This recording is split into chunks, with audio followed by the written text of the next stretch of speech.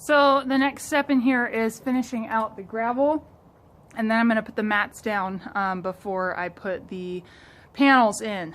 Something I thought that I would show you, a little trick that I have found, expert by any means, but to be able to smooth out the gravel better, I've used just a scrap but decent condition 2x4, and I'll show you how I use that to level it.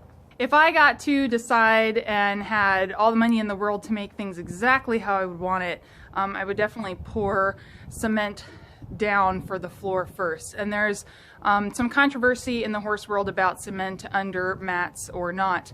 But from a long-term user perspective here, in my barn, there's no barn that doesn't have mice or rats, right? So in my barn, along the edges, I get a lot of mouse evidence that they're scratching the gravel out, and then it kind of leaves these divots in the gravel, and over time it gets really annoying. You have to pull the mats back up, sometimes add some more gravel, but like once or twice a year I end up having to maintain that way.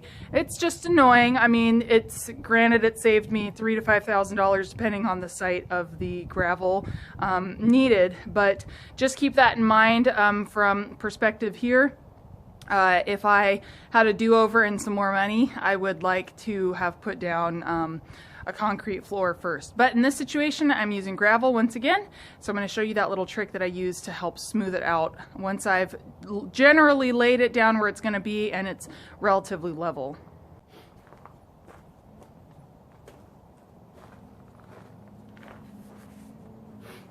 So, like I said, I just used a 2x4 that's not too large. It's easy for me to handle, and it has a relatively good edge to it still. And then I just start on one edge. I would go all the way out to the edge, but for the sake of a video, I'm just going to show you. I put a little bit of pressure onto it, and then I just start dragging backwards. And you can see as I lift it here, there's actually, it starts to collect gravel, and it kind of helps level it as we're going.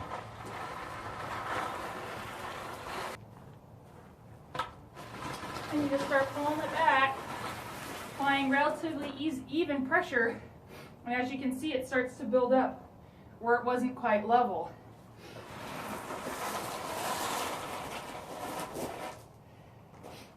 And I just do pass after pass after pass, but I'll tell you, it's a workout for your legs, so you can get a couple passes done and then you kind of need to take a break.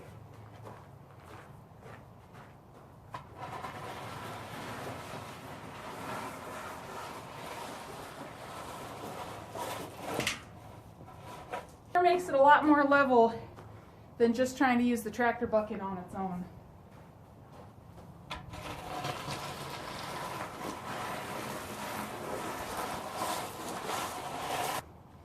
And once I've done that a few times and it starts to feel like there's not so many lumps and bumps and I'm not moving so much gravel, I kind of just decide, okay, this is looking good enough, and then I'll move on with bringing the mats in.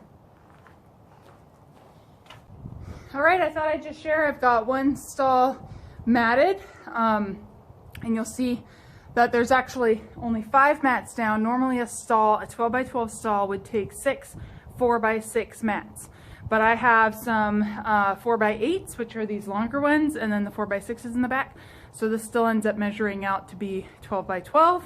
I just am using what I have creatively to get the job done. But there's one done, and now I'm gonna get the gravel set like I showed you before for the second one, and get the second set of mats laid down.